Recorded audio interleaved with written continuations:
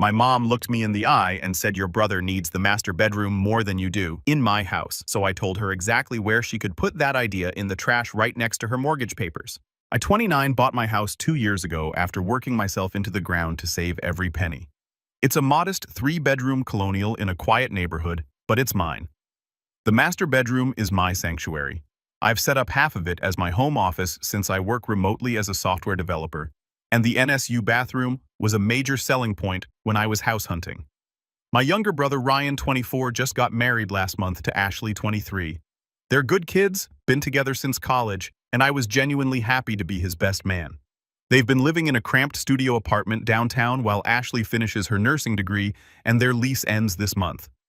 2 weeks ago, my mother, Carol, 54, called me with what she described as wonderful news. She informed me, didn't ask informed, that Ryan and Ashley would be moving in with me temporarily while they saved for their own place. When I expressed surprise, she steamrolled right over my concerns. I've already thought everything through, she said. They'll take the master bedroom since married couples need their privacy and proper space. You'll move into the guest room. It's perfectly adequate for a single man. The 3rd bedroom will be their storage and future nursery when the time comes. I literally laughed thinking she was joking. She wasn't. Nathan, this is what families do. Your brother needs help, and you have the space. Don't be selfish. I tried explaining that the master bedroom wasn't just where I slept. It was also my office, my workspace where I spend 8 to 10 hours a day. The setup I have with my dual monitors, standing desk, and equipment couldn't possibly fit in the guest room along with a bed. You can work from the kitchen table like everyone else who works from home, she dismissed. Ryan and Ashley need that space more than you need and fancy office setup. The conversation deteriorated from there. I pointed out that I pay the mortgage, insurance, property taxes, everything. This wasn't about being selfish. It was about basic respect for my space and my life. Her response was to invoke my dead father. Your father would be ashamed of how you're acting. He always put family first. When he was alive, he would never have let your brother struggle while you lived in luxury. That hit like a punch to the gut. Dad died when I was 15 and Ryan was only 9. Mom's occasionally weaponized his memory over the years, but this felt particularly cruel. Dad was the one who taught me about working hard, saving money, and taking pride in ownership. He would have understood exactly why this situation bothered me. Ryan called me that evening and I could hear Ashley in the background. Look, Nathan, he said, sounding uncomfortable. I told Mom we'd be fine in the guest room. Hell, we'd be grateful for the guest room, but she's insisting it wouldn't be appropriate for a married couple. What do you think? I asked him directly. There was a pause. Honestly, I think this is weird as hell. Ashley's mortified.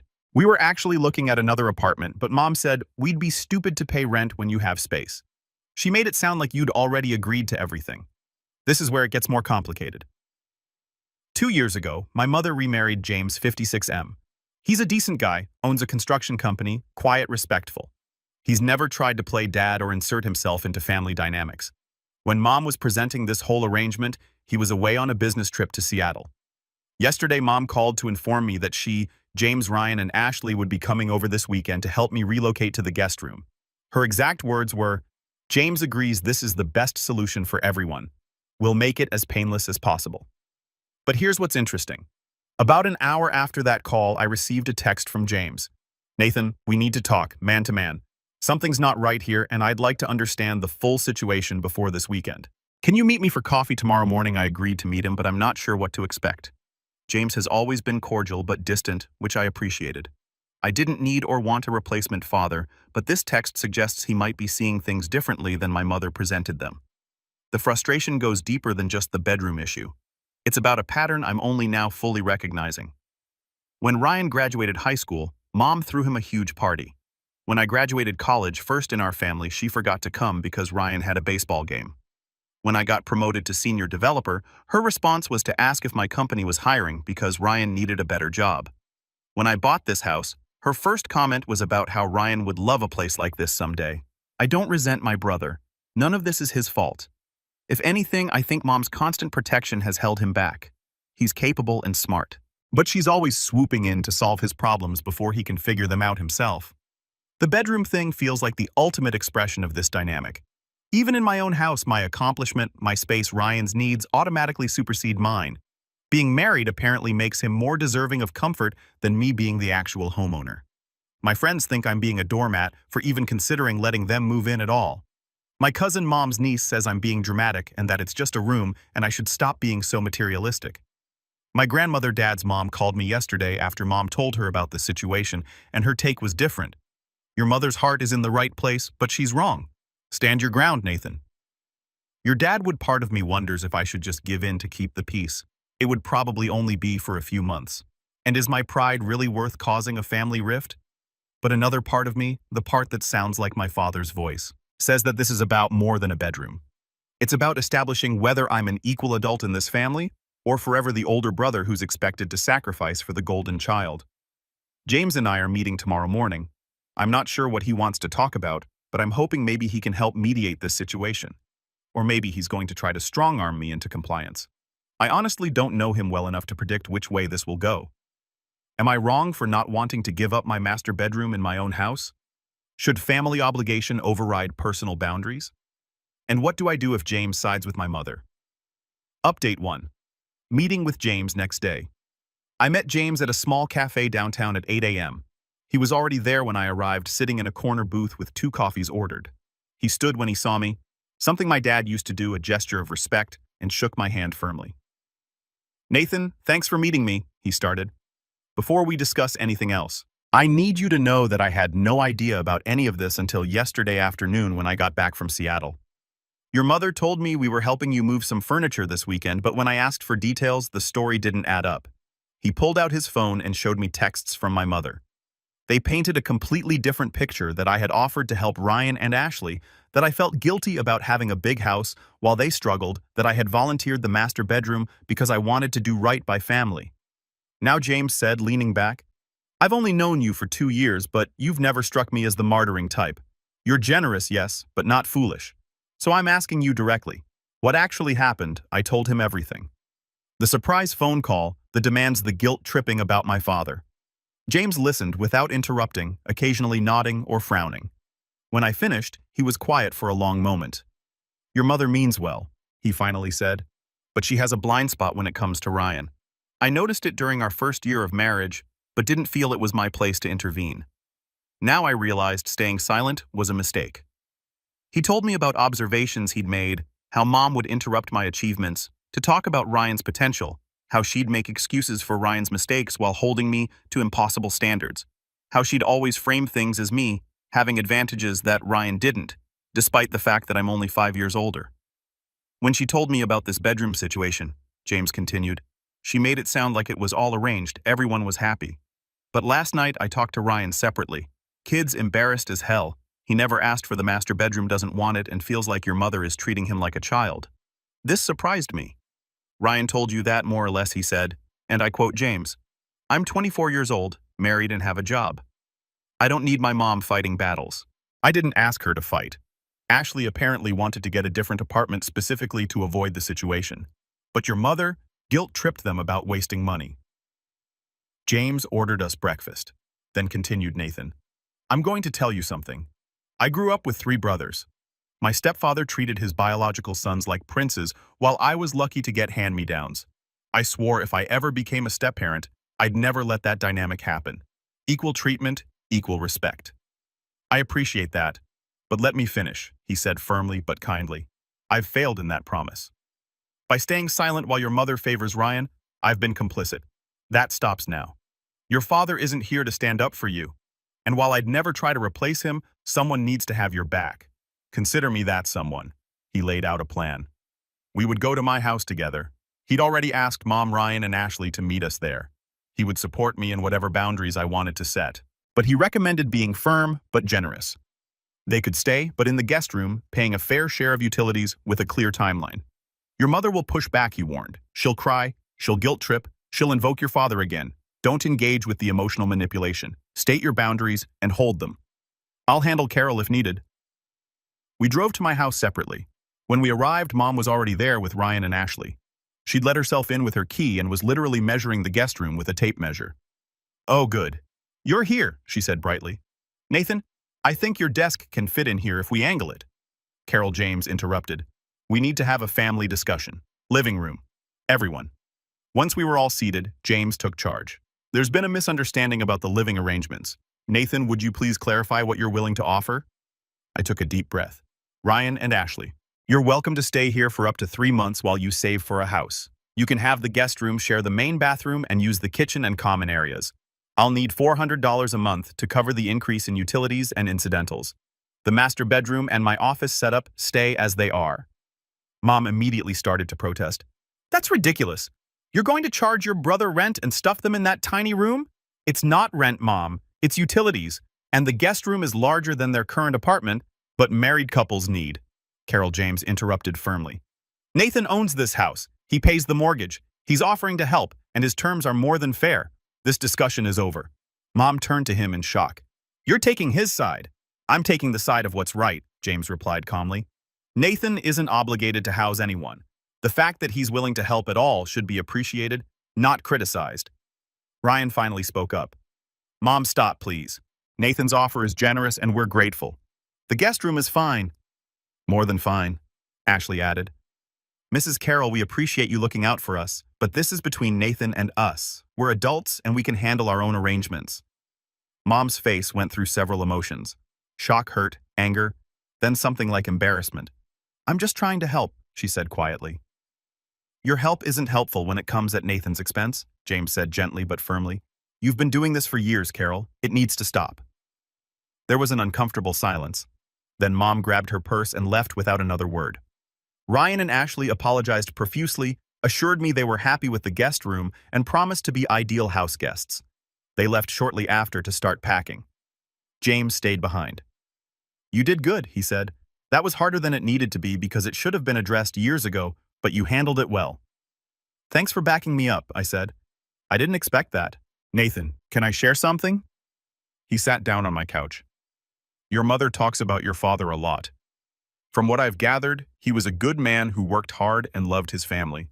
But she's created this mythology around him that she uses to justify her behavior. The man she describes who would want you to sacrifice everything for Ryan doesn't match the father who taught you to work hard and earn your own way. He was right, and hearing someone else say it was validating. I'm not trying to be your father, James continued, but I am your stepfather, and that means something to me. It means having your back when you need it. Your mother will come around, but it might take time. Don't cave in the meantime. Update 2. 2 weeks later, Ryan and Ashley moved in last weekend. True to their word, they've been excellent house guests. They buy groceries, clean up after themselves, and are quiet and respectful. Ashley even reorganized my disaster of a pantry as a thank you gesture. The $400 for utilities was paid up front without my having to ask. Mom didn't help them move and has been giving me the cold shoulder since the confrontation. She's not actively hostile, just absent. She didn't call for our usual Sunday check-in. She didn't text me the recipe I asked for. It hurts, but I'm holding firm. James, on the other hand, has been increasingly present. He invited me to lunch twice this week, just the two of us. The first time we talked about work and sports, carefully avoiding the elephant in the room. The second time he brought it up himself. Your mother is struggling, he said simply. She's realizing that her way of showing love to Ryan has actually been harmful to both of you. To him, because it stunted his independence, and to you, because it made you feel less valued. Has she said that? Not in so many words, but she's been reading articles about favoritism in families. I saw her browser history. She's not subtle. She's also been looking at photo albums from when you boys were young. I think she's seeing patterns she didn't want to see before. He then told me something that explained a lot. Did you know that after your father died, your mother went to therapy for about 6 months? The therapist told her that Ryan might struggle more with the loss because he was so young and that she should pay special attention to his emotional needs. I think she took that advice and ran too far with it, turning pay attention into prioritize above everything else. This was news to me. Mom had never mentioned therapy. She also told me James continued that you stepped up so much after your father died, took on responsibilities, helped with Ryan, never complained. She said she leaned on you heavily, maybe too heavily for a 15-year-old. I think part of her favoritism toward Ryan stems from guilt about parentification you. That hit unexpectedly hard. I remembered those years making Ryan school lunches, helping with homework, attending his little league games when Mom had to work late. I thought I was being a good brother.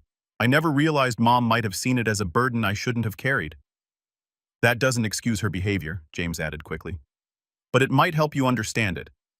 Yesterday, something interesting happened. Ryan asked if we could talk privately. We sat on my back deck with beers, and he was uncharacteristically serious. "Nathan, I owe you an apology," he started. "Not just for this situation, but for everything. 4 years of everything." I tried to wave it off, but he persisted. "No, listen. I've been thinking a lot since this whole bedroom thing happened. Mom's always fought my battles, made excuses for me, cleared the path ahead of me, and I let her because it was easy, but it wasn't fair to you." He told me about instances I'd forgotten or maybe blocked out. Times when Mom had taken money from my college fund to pay for his car repairs. Times when family celebrations for my achievements were overshadowed by minor accomplishments of his. Times when he knew Mom was being unfair but said nothing because he benefited. "I'm not a kid anymore," he said. "I'm married, I have a job, I'm about to buy a house. It's time I stood on my own feet and stopped letting Mom treat me like a baby. And you, I don't know, like the help. You're not responsible for how Mom acts." I told him, "No, but I'm responsible for how I respond to it. And I've responded by taking advantage even if I didn't mean to. That stops now." He then told me something that surprised me. James has been talking to me too about being a man, about independence, about fair family dynamics. He said something that stuck. "Your brother's success doesn't diminish yours, and your needs don't matter more than his." He's right. We're not in competition, and Mom needs to stop acting like we are. Update 3. 1 month later, the transformation has been remarkable. Mom finally broke her silence last week, calling to ask if we could have dinner, all 5 of us. James later told me she'd been working with a therapist again, specifically addressing her parenting patterns and grief processing. The dinner was at my house.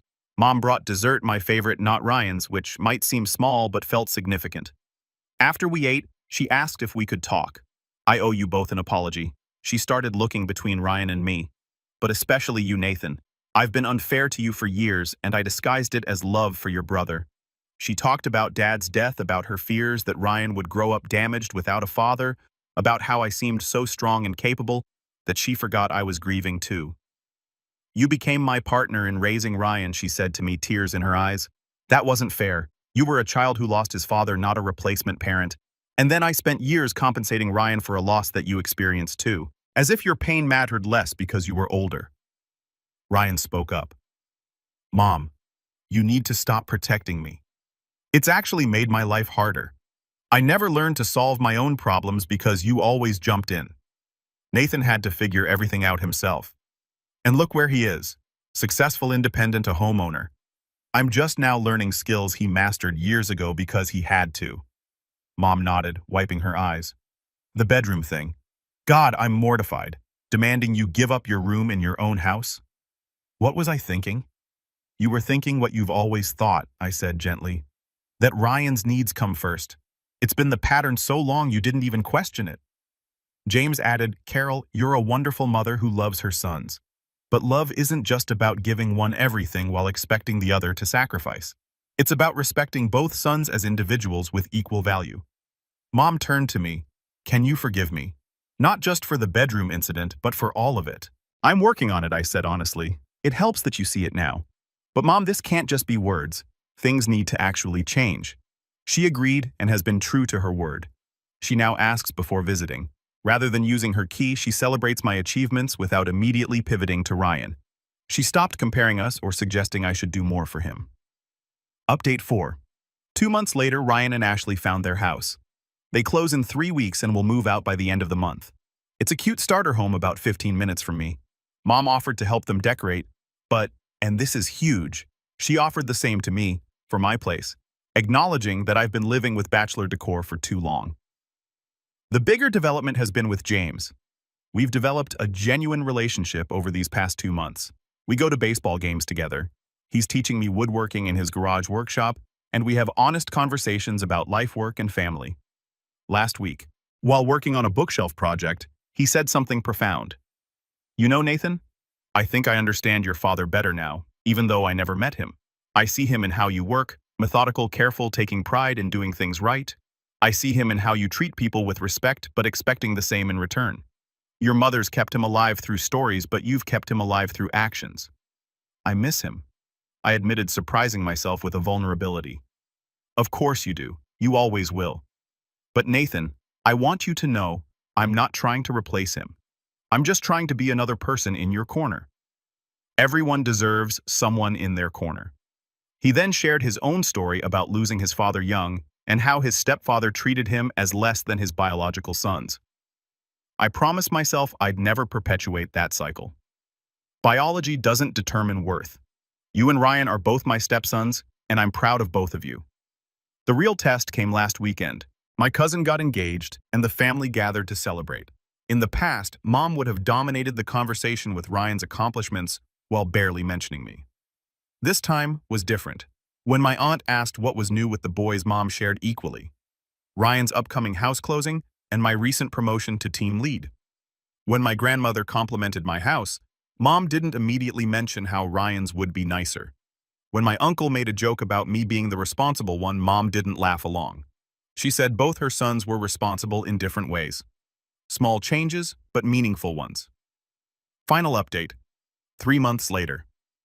Ryan and Ashley moved out 2 weeks ago. Their housewarming party was last night, and it was beautiful. Not because of the house itself, but because of what it represented.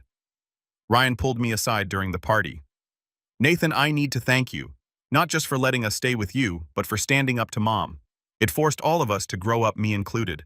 I'm 24, married, buying a house, and until recently, Mom was still treating me like a kid who needed protection. Your boundaries freed me too. Mom overheard and joined us. He's right.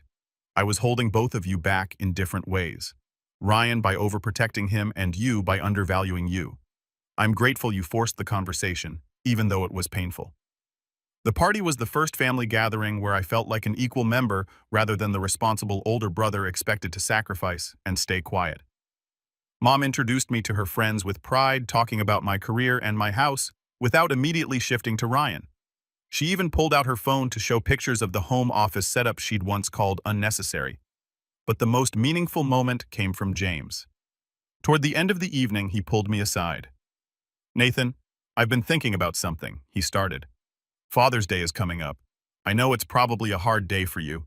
Has been since you were 15. I'm not your father, and I'd never pretend to be. But I was wondering if maybe we could do something together that day. Not as father and son, but as family men who respect each other and have each other's backs." I agreed, and we made plans to go fishing, something Dad used to do with me. "Your father raised a good man," James said, clasping my shoulder. "I see it every day. The way you handled this whole situation with strength but also with grace, that's character that came from him but also from you.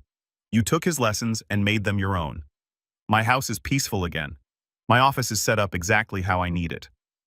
The guest room is back to being a guest room. But more than the physical space, I've reclaimed my position in the family. Not as the perpetual giver or the responsible one who needs nothing, but as an equal deserving of respect and consideration. Mom still has her moments of slipping into old patterns, but she catches herself. Last week, she started to tell me I should help Ryan with his mortgage paperwork, then stopped mid-sentence. "No, that's not my place. If Ryan needs help, he can ask you himself. And you can say no if you're busy." Ryan did ask, actually, and I helped not because Mom told me to or because I was obligated, but because he's my brother and he asked respectfully. That's the difference. The help flows from choice, not from expectation or guilt. James has become an unexpected blessing in my life. Not a father, but something else valuable. A mentor, a friend, an advocate. He's shown me that family can expand and evolve. That step relationships don't have to be awkward or distant. He chose to stand up for me when he could have stayed neutral. And that choice made all the difference. Last night, after the party, I was cleaning up my kitchen when I found a note James had left on my counter. "Nathan, your dad would be proud of the man you've become." "I know I am. Jay." I kept that note. It sits in my office now next to a photo of Dad and me from when I was 14, just a year before he died. 2 different men, 2 different relationships, but both part of my story. The master bedroom crisis, as dramatic as it seemed at the time, was actually a gift. It forced our family to confront years of unhealthy dynamics. It revealed that Mom's grief had morphed into favoritism, that Ryan was ready to be independent but hadn't been allowed to be, and that I deserved equal consideration in my own family. Most importantly, it showed me that standing up for yourself isn't selfish, it's necessary. That boundaries aren't walls, but guidelines for healthy relationships. That sometimes the most loving thing you can do for your family is refuse to enable dysfunctional patterns. My house is mine, my space is respected, my achievements are celebrated, my needs matter. These shouldn't be revolutionary concepts, but for me they were. And it took a stepfather's courage to help me see that I deserved nothing less. Family helps family. Mom was right about that. But real help doesn't mean one person always sacrificing for another. It means mutual respect, appreciation, and support that flows in all directions. That's the family we're building now. And despite the rocky path to get here, I'm grateful for where we've ended up. The master bedroom remains mine, but I gained something much more valuable. A family that sees me, respects me, and values me as an equal. And a stepfather who, when it mattered most, stood up and said, "This is wrong and I won't let it continue." Sometimes the best families are the ones that grow through conflict, learn from mistakes, and choose to do better. We're not perfect, but we're trying, and that's enough.